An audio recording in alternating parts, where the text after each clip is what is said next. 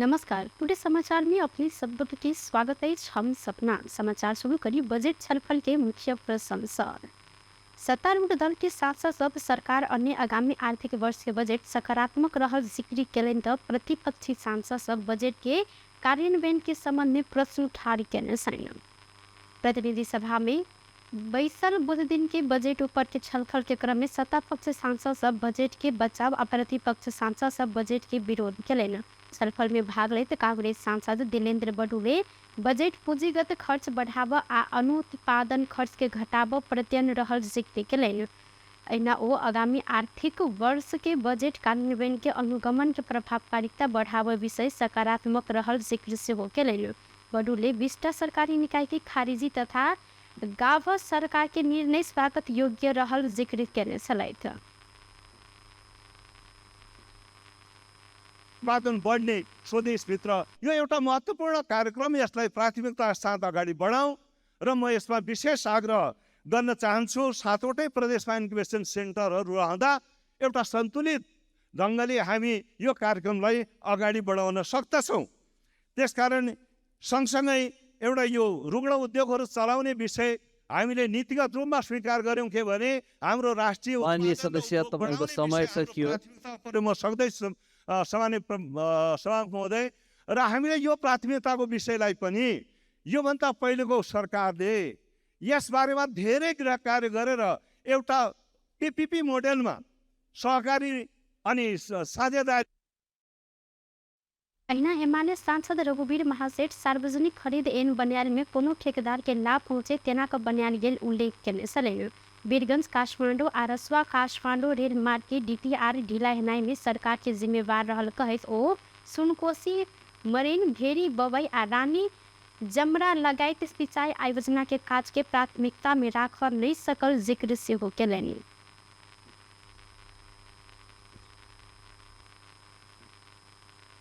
खेका fast track सम्बन्धी जति budget छ त्यो रक्षा मन्त्रालयमा पठाइयोस्। जब भौतिक मन्त्रालयको त्यहाँ रोलै हुँदैन त भौतिक मन्त्रालयमा किन पैसा पठाउनु पर्यो? र म फेरि पनि भन्छु, सेनाले बनाउन सक्छ कि सक्दैन त्यो पनि त्यसमा पनि अलि सत्तापक्ष प्रतिपक्ष बिचमा बसेर छलफल होस्। अब सार्वजनिक खरिद ऐनको बारेमा अहिले एना सांसद लेखनाथ दाहाल बजट समस्या के उत्थान केने आ पूंजीगत खर्च के लेल कार्य योजना बनाकर अनुगमन संयंत्र परिचालन करे विषय सकारात्मक रहल जिक्र कैलनि। तथा कार्यक्रम सदन समक्ष टेबल गर्यौँ र नीति तथा कार्यक्रममा पनि हामीले गम्भीरतापूर्वक बहस गर्यौँ, छलफल गर्यौँ र हामीले सकारात्मक सुझावहरू दियौँ। समस्या कहाँ हुन्, समाधानका उपायहरू के छन् भन्ने गम्भीरतापूर्वक बहस गर्यौँ। अहिले यही सदनमा बहस उठेको थियो, यहाँ कमा फुल स्टप पनि चेन्ज हुँदैन, यो केही नीति कार्यक्रम जस्तो आयो त्यस्तै पास हुन्छ, यो कर्मकाण्डी बहस आवश्यक छैन भन्ने बहस उठेकै थियो।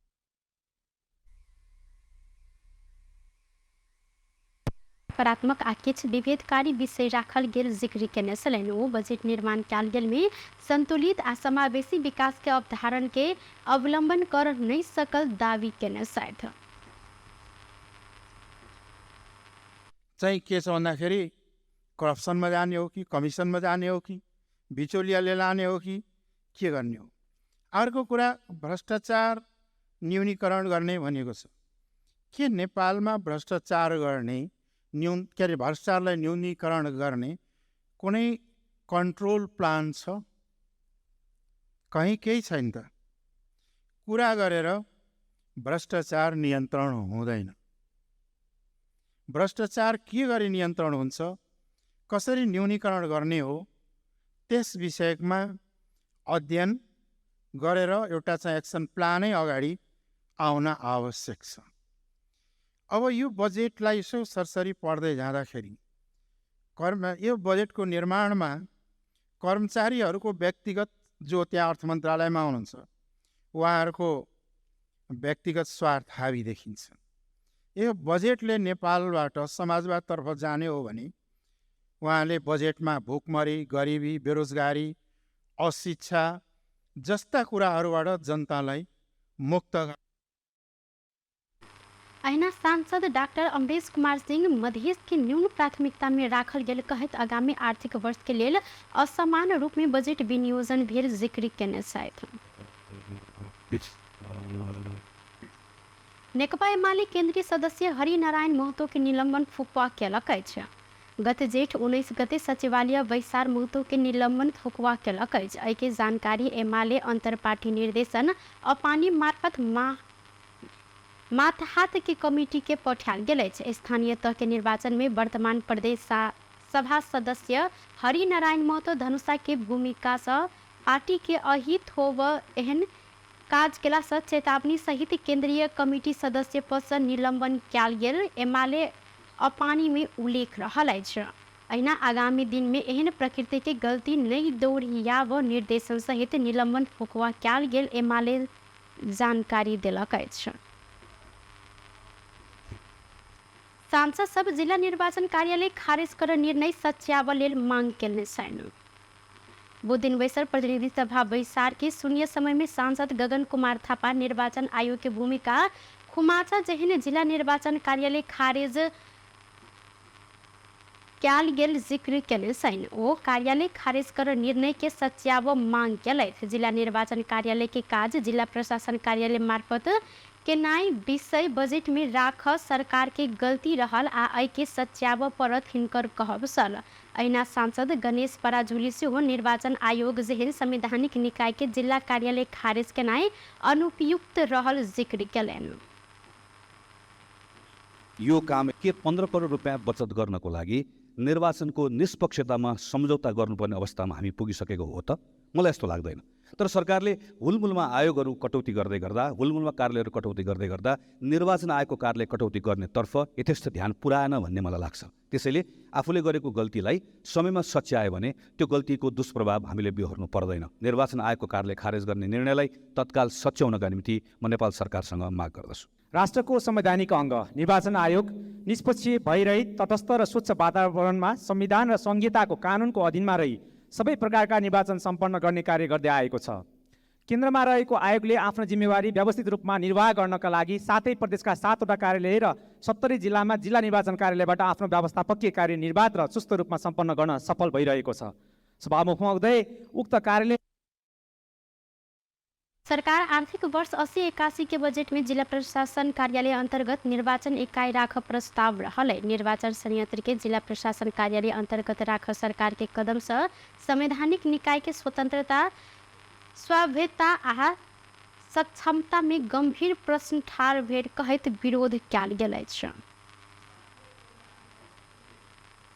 उप प्रधान एवं गृह मंत्री नारायण काजी श्रेष्ठ सिरसिया नदी के प्रदूषण रोकब मांग करते काठमांडू के मैती घर में धरना में बैसल स्थानीय के छलफलक लेल सिंह दरबार में आब आग्रह केने छथि। वो दिन धरना स्थल मैती घर पहुंचल श्रेष्ठ आंदोलनरत पक्ष रखने विषय सब में सरकार सकारात्मक रहल कहते छलफल में बैस कर निष्कर्ष में पहुंचब हिनकर कहब छल। ओ सिरसिया नदी के स्वच्छ राख पर विषय के संबोधन कर तत्कालीन आ दीर्घकालीन समाधानक लेल सरकार गंभीर रहल जिक्र केलनि। संगे सिरसियावासी के समस्या राज्य के सेहो समस्या रहला से सरोकार वाला मंत्रालय सब संग सेहो छलफल कयल जाइत प्रतिबद्धता जनौने छथि। त्यस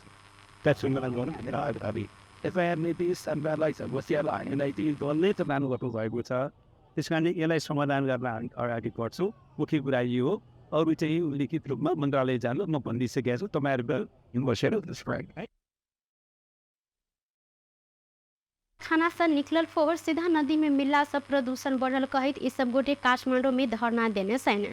ई सब गोटे सिरसिया नदी के पानी भरल गेल बोतल गृह मंत्रालय के देखौने छलनि त अहिना बुध दिन गृह मंत्री श्रेष्ठ मैती घर में सहकारी पीड़ित के आंदोलन में पहुंच कर एहि विषय के समाधान खोज प्रतिबद्धता जनौलनि। ओ सहकारी के बचतकर्ता पर न्याय हैत तेना का सरकार उपयुक्त कदम चालत आश्वासन देने छथि। उनको बचत बारेमा कसरी रक्षा गर्ने हैन भन्ने बारेमा सरकारको निर्णय नै छ। सरकारले यस सम्बन्धमा एउटा समिति पनि बनाएको छ। त्यो समितिले रिपोर्ट दिन्छ अनि आवश्यकता पर्दाखेरि छुट्टै पनि तपाईँहरू बचतकर्ताहरूमा जो माथि अन्याय भएको छ हामी अब यो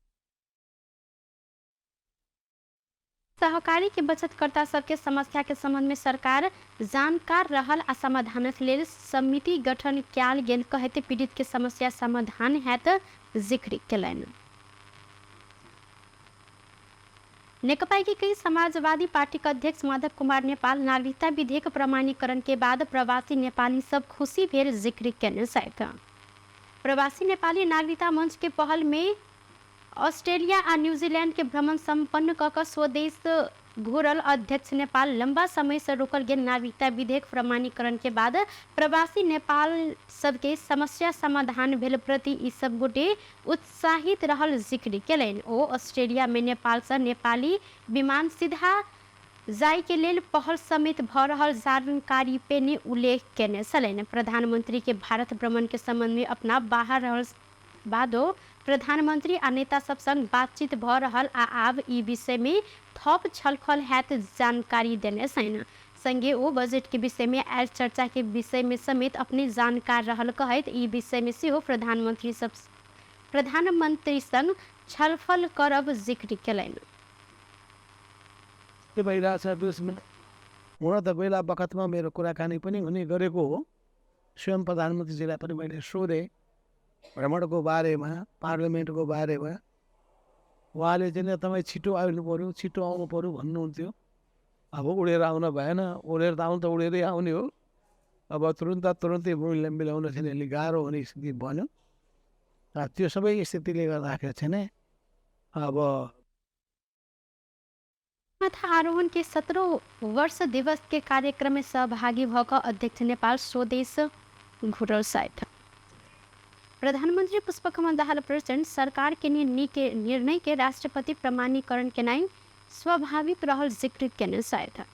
बुधदिन राष्ट्रीय सभा के बैसार में भारत भ्रमण लगायत के विषय में जानकारी करबैत प्रधानमंत्री प्रचंड ऐसे पहले 2 बेर पठायल गेल विधेयक राष्ट्रपति से प्रमाणीकरण नहीं कऽ कऽ संविधान उल्लंघन केने काज भेल संगे संकट अहि से उत्पन्न भेल जिक्र करैत अखन के सरकार के अनुरोध में राष्ट्रपति नागरिकता विधेयक प्रमाणी केने आ ई स्वाभाविक रहल जिक्र केलनि। ओ राष्ट्रपति प्रक्रिया पूरा कऽ कऽ पठायल गेल विधेयक प्रमाणीकरण नहीं कऽ कऽ विधेयक के अवस्था की अछि कई कऽ संविधान से स्पष्ट हो नहीं सकला से समस्या भेल जिक्र केलनि। संगे ओ अपन भ्रमण आगामी दिन में त्रिपक्षीय संबंध के और बेसी मजबूत बनाव दिशा में केंद्रित रहल जिक्र केने छलै।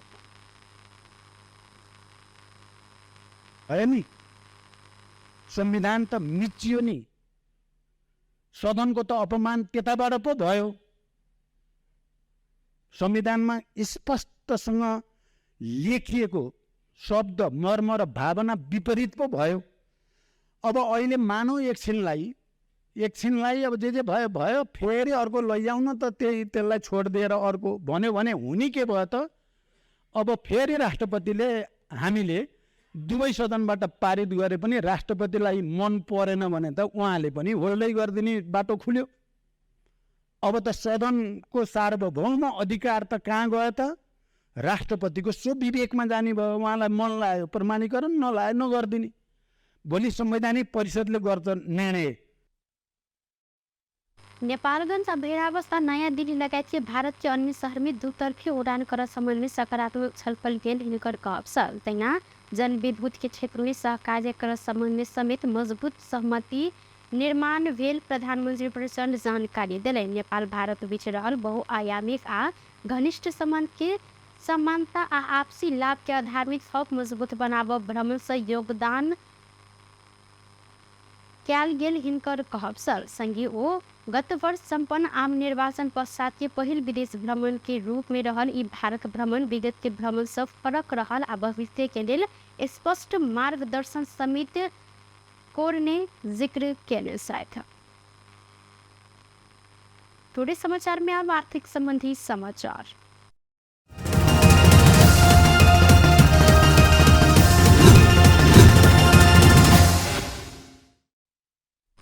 नेपाली बाजार में बुध दिन से सोन के दाम बढ़ल अछि। बुध दिन सोन के दाम तोला के 200 रुपया से बढ़ल अछि। एहि संगे प्रति तोला छापामार सोना 1,12,700 रुपया आ तेजाबी सोन 1,12,150 रुपया निर्धारण कयल गेल। नेपाल सोन चानी व्यवसाय महासंघ ई जानकारी देलक अछि। मंगल दिन से सोन के दाम तोला के 900 रुपया से बढ़ल छ त ई दिन प्रति तोला छापामार सोना 1,12,500 आ तेजाबी सोन 1,11,950 रुपया में किन बेच चुकल सन। बुध दिन चांदी के दाम स्थिर देखल गेल अछि। चांदी के दाम स्थिर रहल संगे तोला के 1,420 रुपया में कारोबार भ रहल अछि त मंगल दिन तोला के 5 रुपया से बढ़ के चांदी 1,420 रुपया निर्धारण कयल गेल छल। बेस्ट टुडे समाचार अखन के लेल एतबा। पुनः दोसर समाचार लग उपस्थित हेबेटा करब। तखन दिन के लेल हम सपना विदा मांगै छी। देखैत रही टीवी टुडे जनकपुर। नमस्कार।